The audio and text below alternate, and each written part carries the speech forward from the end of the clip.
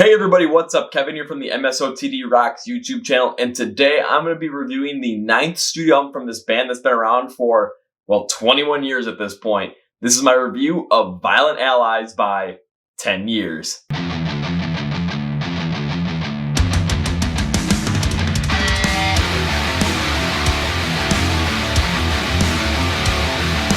So before we get started, please follow MSOTD Rocks on places like Facebook, Twitter, and Instagram. That's where you get the 30-second Song of the Day feature. It's a great way to get in the know with a lot more new music, a lot older music, just anything to really get you into rock and metal, get you connected with the community of fans, and you're going to find out anytime we release anything when it comes to a podcast, video, Song of the Day section, whatever it might be, you're going to find out there. It's also a great way to connect with us because we ask you a lot of questions. We always talk to you on those platforms. Plus, on Instagram, we do our IGTV videos every single Tuesday night as a behind-the-scenes look at what's happening here, and our Instagram live streams every single Wednesday night at 9 p.m. Central. It's an hour. You come hang out with us, and we just talk about whatever. It could be music, could be bad jokes, whatever it might be. We just have fun with it.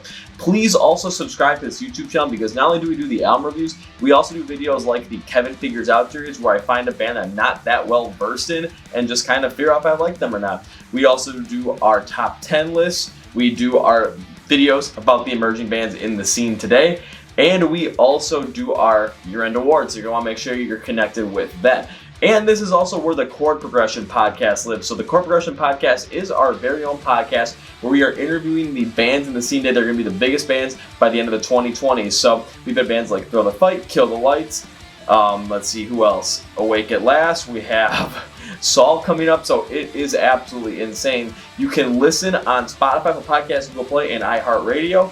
And you can also watch right here on the MSOTD Rocks YouTube channel. Links in the description below for everything. Follow, rate, comment, share. Please, please, please, please, please do everything because it helps me out and you guys are going to become part of the best community on the internet. So, yeah, let's go.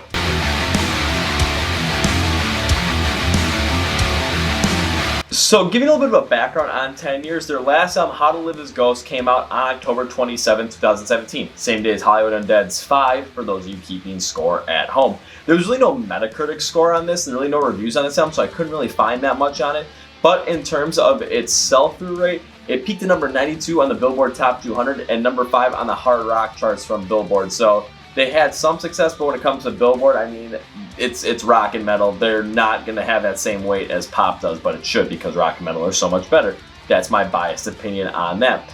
During that run on that album, I got to see 10 Years twice. Once in 2017 when they opened for Chevelle, and once in 2018 when they were the headliner with Tremonti opening for them. When they played with Chevelle, I did enjoy that show more. When they played with Tremonti just absolutely kind of blew them out of the water in my mind, where 10 Years kind of had some more like brought back style. It just really didn't mesh as well as I thought it could have. When it comes to some of the songs on that album though, Burnout and Novocaine are two of my favorites from the band because they have this harder sound to them that I really am more accustomed to and really like, so that's kind of where that comes from. Now time to look at Violent Allies, where the band ended up working with producer Howard Benson, who had produced their Feeding the Wolves album back in the early 2010s, and according to an interview with the band, when they got to work with Howard Benson, they had a lot of tracks in mind that were all set ready to go, and he ended up cutting about 75% of them, so they had to really redo a lot of them, and it was all because they wanted to make sure that their sound was theirs and that it was perfected the way they wanted it to.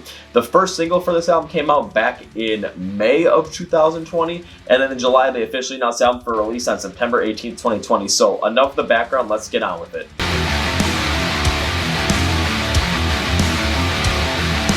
Time to start out with the composition, construction, instrumentation on Violent Allies, and throughout the whole entire album, 10 Years has this dramatic, kind of depressed and melodic hard rock style to it, and this is pretty much what I got from their style of music as well. So this really isn't anything from the ordinary from them, and I do understand what they were going with, especially given the theme of this album, which I will talk about in the themes and style section.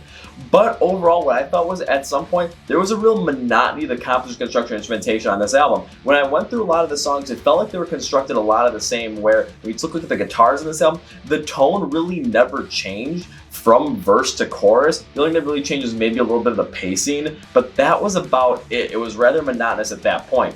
With the drumming though, the drumming had very consistent beat throughout the whole entire verse, but then when you looked at the chorus, yeah, it had a little bit more of a different beat, a little bit more of a different tempo. The snare was a little bit more prominent, and there were some cool fills here and there. But the problem was, this was on a lot of the songs. They kind of followed this same path over and over again. If you take a look at songs like The Shift, Without You, and Start Again, you're going to get this feel of that the construction is incredibly the same throughout the whole entire thing. Yes, the tones are going to be different, but how they're constructed is the same. And this just adds more of this monotonous feel to the album, where it's just, you're going to get the same stuff over and over again. Yes, 10 Years has perfected that, but it was kind of the thing that just kind of stuck out to me, not in the best light.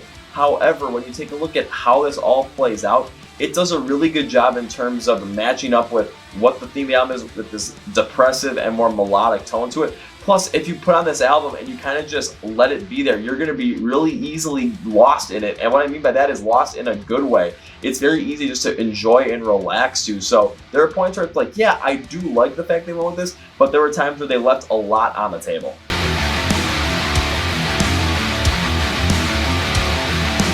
Now time to look at the vocals, and when it comes to Jesse on this album, when I looked at his vocals, I thought they kind of followed the same pattern that the instrumentals did, where the patterns that they followed were all pretty much the same. When you take a look at a lot of the verses on this album, yes, Jesse keeps it more melodic with his vocal style. However, the pitch is a little bit lower, and it's not as drawn out as much, or necessarily not as volume-esque as some of it could be. But then when you go to the choruses, yes, the pitch is going to be higher, the melodic style is still going to be there, and the volume is going to be higher to really try to bring back out that like depressive melodic feel that the album is trying to go for. So this really follows a lot of what the drums were doing on the instrumental standpoint. So yeah, I was a little bit like, okay. But there are two sides to the sword. Where I did like the fact that this was, again, I'm going to talk about the themes and styles a little bit more, but with this depressive melodic style, it was really what the album was going off of and really what it was going for. So you're trying to follow along with the story of this album.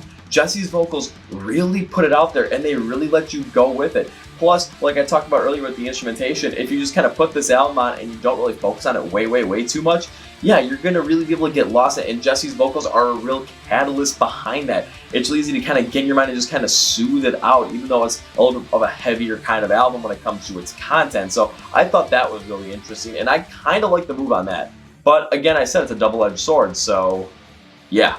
Where the style of vocals really restricts 10 Years on this album, in my opinion, is the fact that, again, you have that monotonous style to where you're not really going to have a track that's going to be super duper standoutish on this. And what I mean by that is you run through the album and yeah, you're going to get a lot of the same stuff you get with 10 Years. But like I liked with How to Live as Ghosts, when you listen to something like Novocaine and Burnout, especially Novocaine, you're going to get something rather different that just kind of sticks out. Deja Vu had something like this, but it just really didn't stick out in the same way that a lot of those other songs did. But when you take a look at the whole album as a whole, yeah, the vocals, like, they do what they need to do in terms of putting across that depressive melodic tone, but there's a lot left on the table here to take this over the top.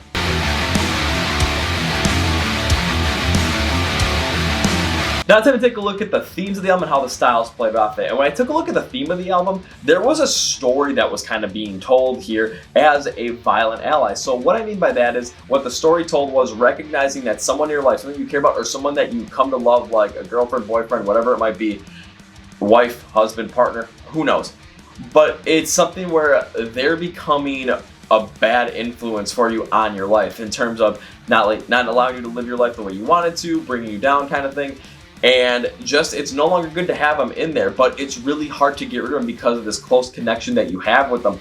And the album tells a story of what it's like to recognize that, what it's like to have to go through those emotions in order to figure out what you're going to do to remove that person from life, and then the final act of doing it and figuring out that it's going to be better going forward for yourself. So they told a whole story in this, and honestly, after I went through it, I thought it was pretty interesting. Take a look at a couple of songs on this. Take a look at a song like Waiting, where you're talking about being depressed and kind of stuck in your own head and you're trying to get out of it, but you really can't. You're just kind of waiting for something to happen, whether it's going to be something that's going to end up pushing you to the brink or pushing you away from that. It could be either. Then a song like Cut the Chord, it has that moment of like, okay, I have to do this, I have to stop this, I have to cut this off now. Then take a look at a song like I Wish, where you're talking about a relationship that you have with someone where you're putting in all the effort and they're not putting in any effort at all. and you're wondering if they still love you anymore, and you wish you knew what the answer was so that you could take action and move on. And then the last song, Say Goodbye, is finally that moment where that person in your life that would be considered the violent ally, you finally say goodbye to them. And yes, it does hurt because of how important that person was in your life, but in the end, it's going to be for the better. So did the style of songs really work out with this kind of theme is the question. Taking a look at the song styles, yes, I've been talking about how they had this consistent, like, dramatic and depressed melodic hard rock sound to them, but to tell a story like this was the absolute perfect way to go for 10 years. And what I mean by that is when you listen to the album, you're going to get the feeling of realizing that someone in your life is just not good for you anymore, and they're actually hurting you more than they're helping you, and it's someone that's important in your life. So you're gonna get this more depressed feel, like I have to remove them, and it's not gonna be easy. Then you get this more melodic sense where it's gonna be a process throughout the whole entire thing. But then the hard rock parts that come in there, what this does, along with Jesse's vocals, you're really gonna feel the pain, you're really gonna feel the anger, you're really gonna feel just the hard part about this, where you're trying to get rid of this person in your life just to get rid of them, but also you have to get rid of those memories at the same time as well. So it's like you're dealing with a lot of stuff here, but they amplify this incredibly well throughout the whole entire story on this album. So I do have to give them an incredible amount of credit on this one.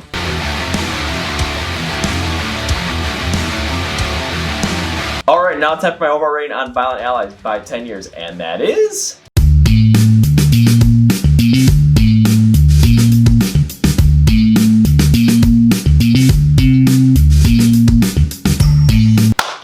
I'm going to give Violent Allies a 5 out of 10.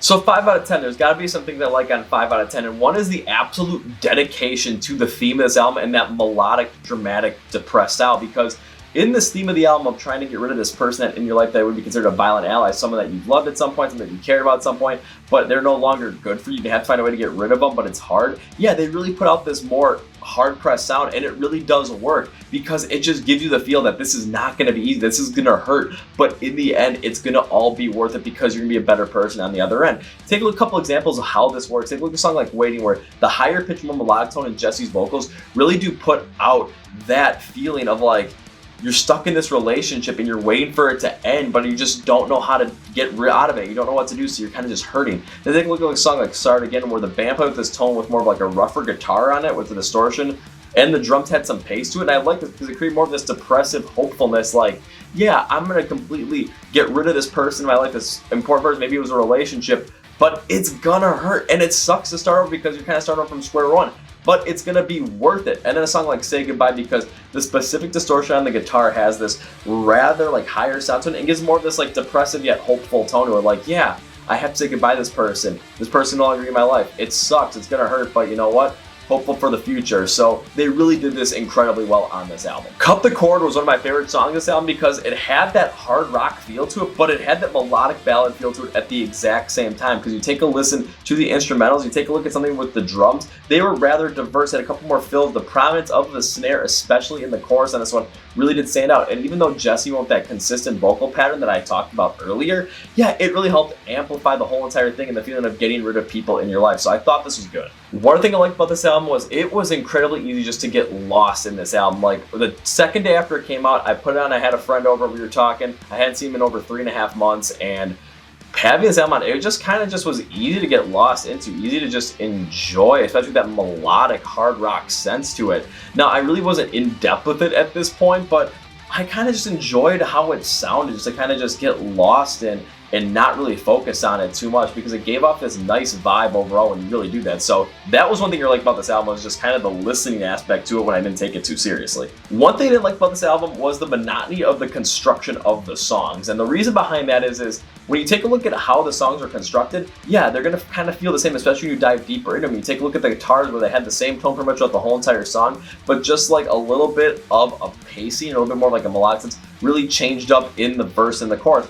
And the drums, yes, they kind of were a little bit more consistent in the verse and the snare, in the chorus, I should say. The snare's a little bit more prominent, the fills were a little bit more prominent, and they had a little bit of a different beat, but it was always the same kind of style going through and through. And this built a monotony in the album, especially going through it deeper and deeper. I did talk about how I liked how this worked, but then again, you're going to get a double-edged sword on a lot of these things. So That was one thing I didn't like. Take a look at a song like Start Again, and this really comes out hard. One thing I couldn't say about this album was the interludes, and there are two interludes, Planets 3 and Planets 4, and I couldn't stand them, especially Planets 3, due to the fact that Cut the Chord and Sleep in the Fire were the two hardest songs in this album, so there was a little bit of a momentum that was building up, and Planets 3 was in the middle there. It had this like acoustic rendering to it, and it just completely cut out all emotion and all motivation throughout the whole entire thing. I could not stand it. Then you get a look at Planets 4, and it was fine, but the song had this like depressive optimism to it, and it kind of didn't really flow into Say Goodbye very well, which had that depressive optimism to it. It just didn't flow very well. I thought this was just not worth it on this album. It just didn't seem right.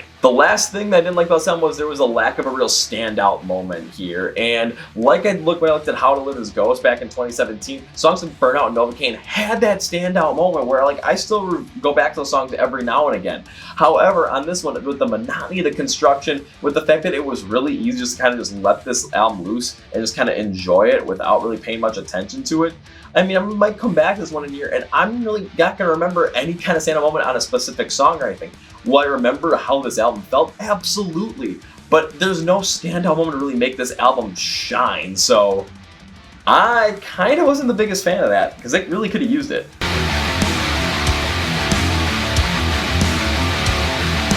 Okay, now it's time for my final thought on Violent Allies, and what I was expecting from 10 Years on this was again more of that melodic hard rock style of track, and I did get that. While there were times where I did like this album, and again, it's the reason because the consistency in relating to the theme of this album and telling that story was absolutely incredible.